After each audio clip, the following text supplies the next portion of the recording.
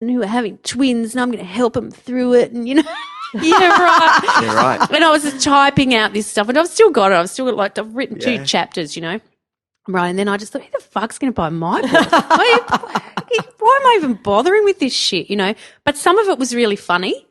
Some of, like my reactions to what these people were saying were really funny. Anyway, there's a chick down who lives in Mullumbimby called Mandy Nolan, one of the best comedians in this country. Like, she's seriously so funny, and she runs comedy courses. And I thought, you know what, I'm going to go and do this course. It's great. I'm going to go and do this course just to get, maybe I can get that funny stuff and I can make this book a little bit funnier. It will help with my writing. And what she does is you work with her for 6 weeks and then you stand up. They do the shows called The Virgin Sacrifice, and you get up and do your 5 minutes. And I said to her at the start, I'm not getting up. I'm not standing on stage. I'm not doing that. I'm a mother. I can't be. She's like, yeah, righto. Of course. I got up and did it and loved it. Just got this real kick out of it. And she was fantastic. She just kept giving me spots, like she'd go, do you want to just come and do that 5 minutes at the start of my proper comedy show? She had that much faith in me that she'd go, come and just do that bit. And I was very fortunate that very quickly I won 2 competitions, which kind of they don't really mean anything in the grand scheme of things, but people go, oh, she won those competitions. Yeah. And so kind of the door's ajar. It's not open, but it's ajar. You're acknowledged. Yeah, a little bit, Sit closer to the microphone. Yeah. So I that's how I started. And then I just really loved it. But there's been times where I've gone, I'm not doing it anymore. I suck, whatever. I'm not doing it anymore. And actually Mandy again, so this is probably maybe 4 or 5 years into it. I think I had 6 gigs lined up and I cancelled them all. I just went, that's it. I'm not doing it anymore. I wasn't able to develop any new material. I was bored with it. I'd had a couple of pretty shitty gigs where I felt like I was just going through the motions. And I rang her and said, look, I'm not doing the gig. It was actually at Currumbin RSL. Yeah, right. I remember the gig. I saw you just played. I saw you were just there recently with her. Yeah. Right. And Tahir, which was, that was fun. But I did what I did to you the other night, Drew. I pissed off before Tahir came on because I went to see the Angels. Oh, that's all right. I know. Angels. Oh, it was so much fun. Excellent. Anyway, I rang her and said, look, I'm not doing that gig. I've quit. Not doing comedy anymore. And she goes, well, that's all fine and well, Ellen, but the gig's in a week and I've got nobody else to replace you. It's a ladies' night. You've got an obligation to me. You said you'd do the gig. Like, she was really hard on me. And I just went, all right, I'll do your fucking gig and I'll suck. I'm going to be really bad and you're going to be really embarrassed and the nights can be fucked. So, You were stressing out. Wow. Yeah. A week before, stressing out. I went, righto, I'll do the gig. That'll be my last gig, So I go along there and I was kind of angry that I had to do it. Sounds sort of menstrual, having one of your things. She was probably having At a the period same as well. time. And She was at you, you were at her. Yeah, Poor that's true. Tahir. That's it, Drew. Poor guy. Anyway, I got up on stage and absolutely smashed it and went, Wow, and you're that right, was maybe it. I'll do it again. Thank God she did that, because if she just went, yeah, righto, I wouldn't have got up again, I don't think. If I didn't And how have many years someone. ago was that? It was probably 5 years ago. Wow, see? Well, more to the point, imagine if you didn't do it. Imagine how sucky it would be if you stopped. Seriously. Yeah. Gone back into some crappy job, some other thing. Yeah. That's why I think a cover band is the greatest second job I've got. Yeah. The best, find me another second job. Yeah. Same with you, it's a great It's thing great. you've got in your life. It's a skill Yeah, and a it's great. talent that you can do till the day you're done, Yeah. So how often do you have to? I was thinking, I want to get, do this comedy and covers thing again.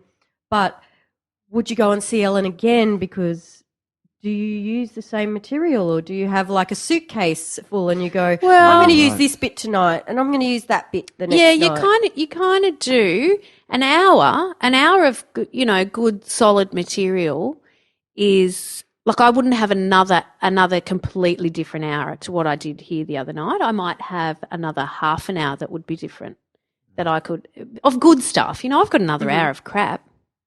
We don't do crap. That's not great. You know what I mean? That I'm working on, or that I've done a couple of times and it hasn't really worked, but you pull it out if you need it.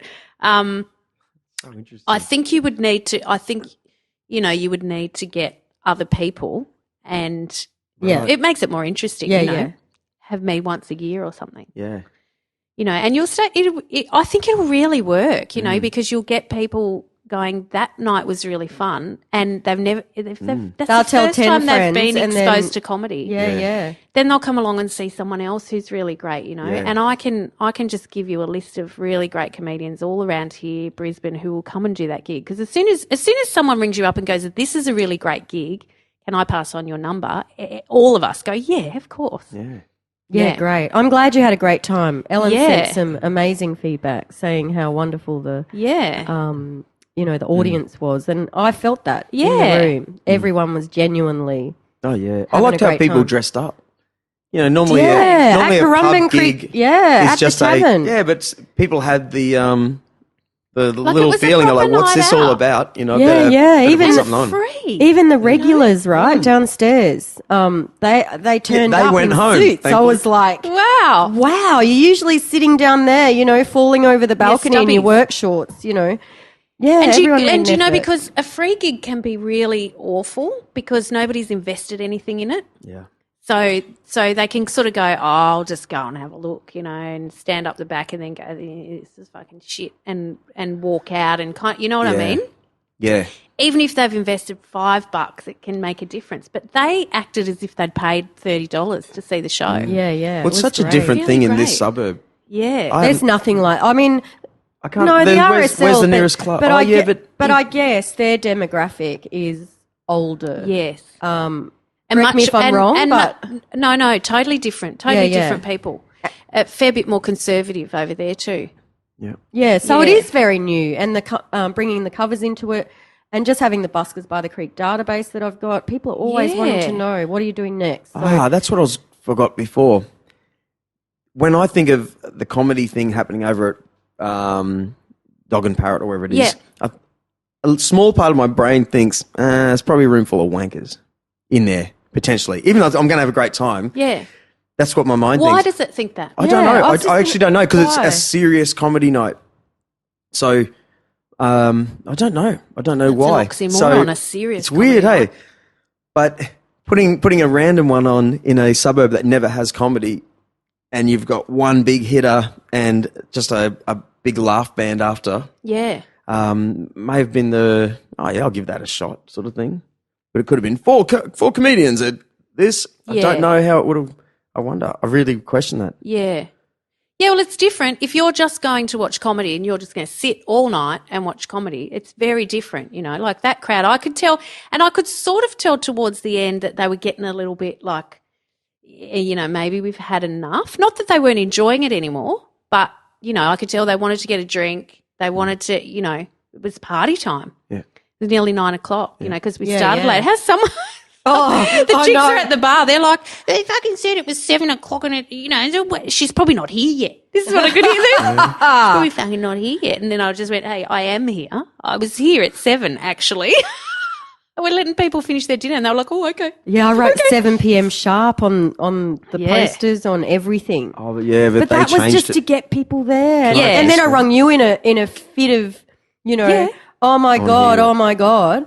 Remember? And I'm like, Yeah. oh my God, I had you on at 7:15. And the Yeah. publican's like, you can't do that. Do you have You've any gotta, nails? make it 8 o'clock. Yeah, but they'll Opening the break. coconut Yeah, I water. wanna see Oh, your Ellen first Briggs. ever. Coconut. Oh. Where's Yeah. the video? First ever coconut water. Yeah. Can't wait I to want see to the have a reaction. full review.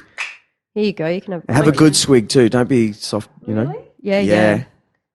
Here she Always goes. going, oh, this is such a- downing the coconut It's water. impossible Here I not to go. love. Yeah. So that took A 3 good one. hours. Here we go. Touches her lips. Oh, no. No. Oh, no. Think about it. Yeah, I'm thinking about it. It's a coconut. Oh, she's going back for seconds though. It can't be that bad. If it was no, you wouldn't have gone for seconds. I Okay. don't love There's it. water and then there's soft drink. That's a pretty good. Well, I don't really drink soft drink. Exactly, because I'm now you've got happy- another I'm a happy flavored with water. I actually reckon How if can you that be was happy? aerated. Actually, you know what? It is really nice in cocktails with vodka. Oh, yeah. Well, anything's nice with vodka in it. If the taste of being on holiday is like coconut. I think it'd be nice aerated. Have you been to Fiji? I don't love it. Don't just have that one. Okay. Have you ever been in Fiji? No. Well, they coconuts float around the ocean, and trees grow out of them. You often love your see. coconuts, I love don't them. you, Drew? Oh, Oh my I love God. holidays. Drew the coconut man. You do. Listen to that. Silence. Nothing. Yeah, I love it. In these podcasts, I I notice love it too. there's a conversation happens for a certain amount of minutes, and then all of a sudden, you sort of go, "What do we do now?" But when I listen back, it's the best part. Yeah. Because do you know some of my favourite times on stage is where I have the whole room completely silent, waiting, yeah, just waiting, and I just go, oh, listen to that. Nothing. yeah. I love it. Hey, who's a good comedian then? Who do you listen to comedians? I was going to say, tell me I about don't really- Mullumbimby. If there was anyone, I always listen to Bill Burr lately, and Jim Jeffries gives me a good laugh. Jim Jeffries, actually, my husband and I watched Jim Jeffries' bit this morning on gun control in America. Clever. It's brilliant. Clever. Brilliant. And what I love about Jim Jeffries, he's quite polarising. Some people hate him. They go, oh, he's a misogynist and he's this and he's that. What I really like about Jim Jeffries is he's like 10 guys that I know, the way he talks. That's exactly that's sick as fuck, like all that stuff. He talks like he's this real sort of meathead, but he's incredibly smart. And he's really good. He's the top of the pile at the moment, I think. That's exactly how I explain him. It's like I'm down the back of the factory and the dudes are talking and it's like, oh, mate, no. Yeah. But meanwhile, he's telling people in the UK and America, he's standing up in front of foreigners speaking exactly how Davo would talk down the back of the factory. Yeah. It's crazy. And just wait while I get the gun out of the Imagine what safe. they think. I know how Is that funny what you? is that? Yeah. It's a You great picked the bit. wrong night. Yeah. What is it? Your mother's birthday? Oh, how the fuck would I know your mother's birthday? You didn't want the window open because you're too fucking hot. We wouldn't be getting killed. It's great. I love that bit. Yeah. I have to say, I don't really. I never listen to. Isn't this terrible? I never listen to comedy podcasts. However, I will listen to comedians being interviewed. Like this. Just talking, yeah. No, I don't really listen to. I don't have the Comedy Channel or anything like that. Yeah. I see enough stand-up comedy live, and I also think that that comedy loses something when you can't see the person live, or when you're not in the room. When I watch galas and stuff, and sometimes you watch those galas on TV, and I've worked with a lot of those people, and they're so funny, and then I'm sitting at home going, fuck, I can see why Twitter's going, this guy sucks. Why is he on there? Rah.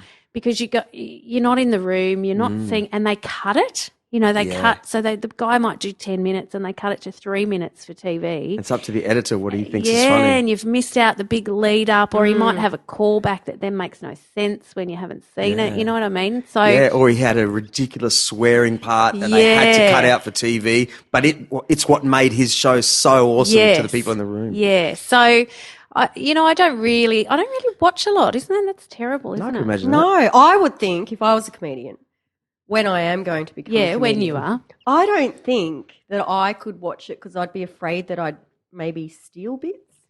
I don't know. Like take others. Yeah, which is the biggest sin. Exactly. In comedy. Exactly, right? Yes. Oh, yeah, you don't ever want to do that. I heard the best line I ever heard when it was actually at the Arts Centre, and a guy was on stage, and then he did a bit, and then he came backstage, and this other guy who was in the green room said to him, oh, wow, how long have you been doing that bit about, blah, blah, blah. And he goes, oh, and the guy who said, how long have you been doing it, he's like, he hates it when people say this, but he's like the comedian's comedian. All the comedians just go, that guy. He's like Jim Jeffries. He's a hardcore. Right. But he hates being called the comedian's comedian because I said to him, you know what that means? It means the crowd hates you. and just so everyone else is going, fuck, he's clever. Anyway, he said to this other guy, wow, that's a good bit. How long have you been doing it? And this guy's kind of puffed his chest up and he goes, oh, about a year. And he goes, oh, wow. All right, well, I've already called so-and-so and told him that you're doing it now because it's his bit.